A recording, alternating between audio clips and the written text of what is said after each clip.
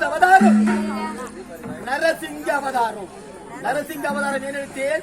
கோணிதாபுரி பட்டத்தை ஆண்டு வந்த அந்த இளைஞனும் தம்பியோ வரம் பெறாதவன் அவர் அந்த வைகுண்ட வாசல் அழைத்து விட்டார். ஆகையினால் பிரம்மணத்திலே வரத்தை பெற்றார். எப்படி என்றால் இரவிலும் சாகக்கூடாது, பகலிலும் சாகக்கூடாது, காலையிலும் சாகக்கூடாது, மாலையிலும் சாகக்கூடாது, அரண்மனை உள்ளே சாகக்கூடாது, வெளிப்புறத்திலும் சாகக்கூடாது என்று வரத்தை பெற்றான் பிரம்மணத்திலே. அவனோ லீலாவிலே நாரத முனிவராக சென்று நாராயண மந்திரத்தை உரைத்தால் அதன்படியே லீலாவதியானவோ கருவுற்றிருந்தால் அந்த நேரத்திலே பிறந்தால் பிரகலாதன்.